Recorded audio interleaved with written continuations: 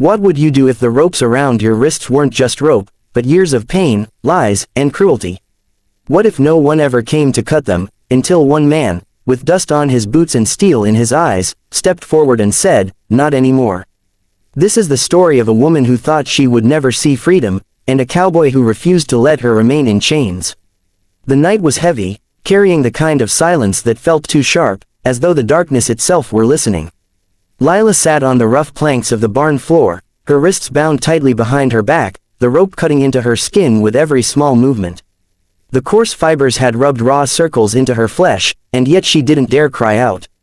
The lantern on the far wall sputtered, throwing uneven shadows across the room, making the wooden beams loom like twisted figures. She had long since given up on screaming. Screams had only ever fed the cruelty of the man who tied her here. Screams brought laughter, mockery, sometimes worse.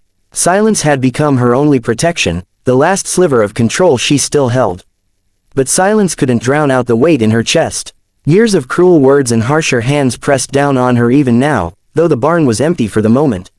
Her whole life seemed to be ropes, ropes that tied her to despair, ropes that bound her to a man who thought she was his property, ropes that convinced her she had no worth.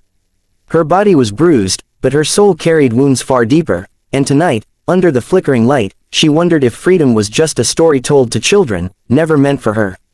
Far across the prairie, where the horizon blurred into the night sky, Colt Weston rode his horse at an easy pace, the animal's hooves thudding steadily against the dirt. He wasn't chasing adventure. He wasn't a man who went looking for trouble. Colt was a cowboy shaped by long days under the sun, a man who knew the value of hard work, silence, and the steady rhythm of ranch life. But sometimes the world doesn't ask for your permission before dropping someone else's burden onto your path. Sometimes destiny chooses for you. The moon hung low, casting silver light across the fields as he guided his horse closer to the edge of town. Something in the distance caught his eye, a faint glow spilling from the cracks of an old barn door. At this hour, most of the town was asleep. The barn looked abandoned from the outside, weathered and tired, yet the light whispered of something alive within. Colt slowed his horse, unease rising like a prickle along his neck. He had learned to trust his gut over the years, and tonight it told him something wasn't right. He dismounted quietly, boots sinking into the dust. The air smelled of hay and old wood, but there was something else too, something bitter, like fear itself hung in the rafters. Pushing the door slightly ajar, he peered inside. That was when he saw her. She sat on the floor, her head bowed, her hair falling in tangled strands across her face. Her wrists were tied tightly behind her back, her shoulders hunched as though the very weight of life pressed them down. Even in her stillness, there was something fragile yet defiant about her, like a bird with broken wings still glaring at the sky. Colt's chest tightened. He had seen hardship before, had seen people broken by it, but this was different. This was cruelty left unchecked, and it made something hot burn in his veins.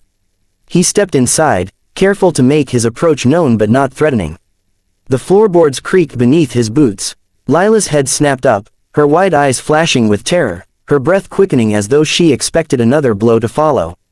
She shrank back instinctively, her whole body tense like a cornered animal. "Easy," Colt said softly, his voice carrying the calm steadiness of someone who meant no harm. "I'm not here to hurt you." But words had lied to her before. She didn't trust them, didn't trust the stranger standing there with dust on his hat and steel in his eyes. Silence hung thick between them, broken only by the sound of her shallow breaths. Colt crouched down, lowering himself to her level. He didn't reach for her immediately. Instead, he studied her face, hollowed cheeks, eyes rimmed with exhaustion, but underneath it all, a spark that hadn't quite gone out. He spoke again, firmer this time, not with the tone of a man making a promise but of one stating a fact. "You don't belong in ropes. Not tonight, not ever again." Something in her chest cracked at those words.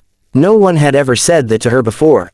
No one had ever dared to suggest she wasn't meant to be bound, that maybe she had worth outside the chains she had carried. Her throat tightened, but no words came out. Colt's hand went to the knife at his belt. He moved slowly, giving her time to see, time to believe. With one clean, sharp motion, the blade cut through the rope. The fibers snapped, and suddenly her wrists were free. She gasped quietly, not in pain but in disbelief, staring at the marks left behind on her skin as though she couldn't quite comprehend what had just happened. Her hands trembled as she pulled them forward, rubbing them gently, feeling the strange, almost foreign sensation of being untied. But freedom has a way of being tested the moment it arrives. The barn door slammed open with a crash that made her flinch violently. Heavy footsteps stormed in, shaking the floor. The man who had kept her bound appeared in the doorway, his face twisted with rage, his eyes narrowing when he saw Colt standing over her. His voice thundered with venom. "What the hell do you think you're doing, cowboy?" Colt rose slowly, his figure steady, towering not with size but with an unshakable calm that filled the room. He positioned himself between Lila and the man, his shoulders squared, his jaw tight. His eyes didn't waver. "Cutting what should have never been tied," he said evenly. The man's fists clenched. Anger radiated off him like heat, but Colt didn't back down. He didn't reach for his weapon, not yet. Instead, he stood as if the earth itself rooted him there, refusing to let cruelty pass any further. Behind him, Lila's heart pounded so hard it echoed in her ears. For the first time in years, she wasn't alone in facing the monster who had claimed her. For the first time, someone had chosen to stand in front of her instead of against her.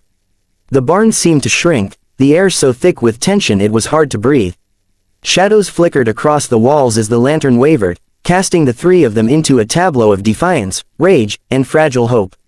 Lila gripped her raw wrists, her body shaking, not from the ropes anymore but from the terrifying, impossible idea that maybe, just maybe, her life was about to change.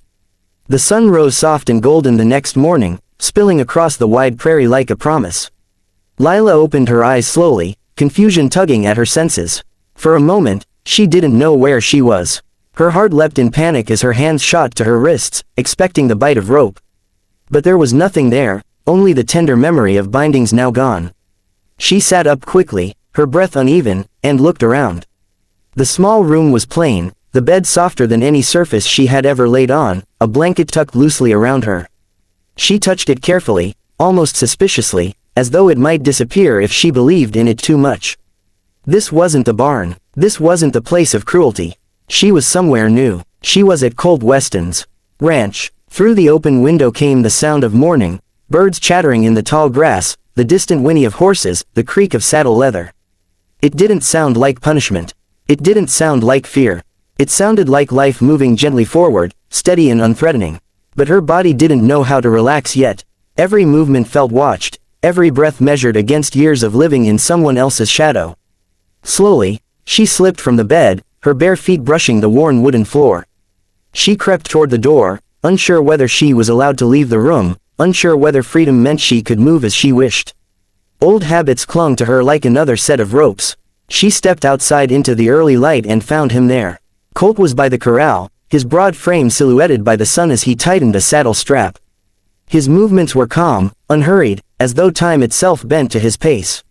He glanced up when he heard her approach. For a brief second, she froze, caught in his gaze, waiting for the command, the sharp edge of authority she had always known. But instead, he gave her a nod, tipping his hat with quiet respect. "Mornin'," he said, his voice steady and low. She didn't answer. Words felt dangerous, like they could be used against her. Colt noticed her hesitation but didn't push. He turned back to his horse, speaking as though to fill the silence without demanding from her. "You don't have to ask permission to breathe here. You don't have to ask to walk or sit or stand. This place ain't a prison. It's just land and sky. You're free to be part of it, if you want." The words lingered in her chest like something foreign. Free. She wanted to believe it, but belief was hard when every memory screamed otherwise.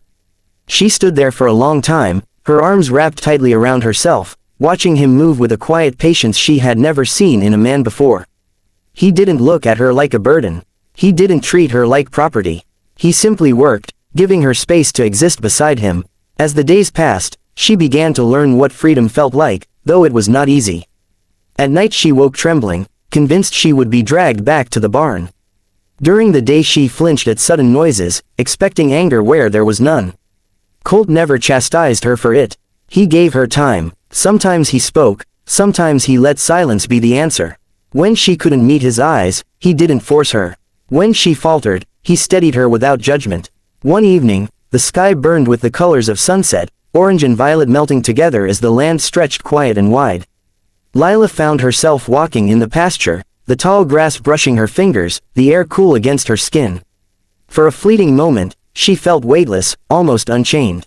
But the memories clawed back fast, striking her like a storm. She sank to her knees in the grass, tears spilling unchecked as the old voices screamed in her mind, "You are worthless, you are broken, you are nothing but what he makes you." She pressed her hands to her face, sobs tearing through her chest. Colt had followed at a distance, not intruding until he knew she needed him.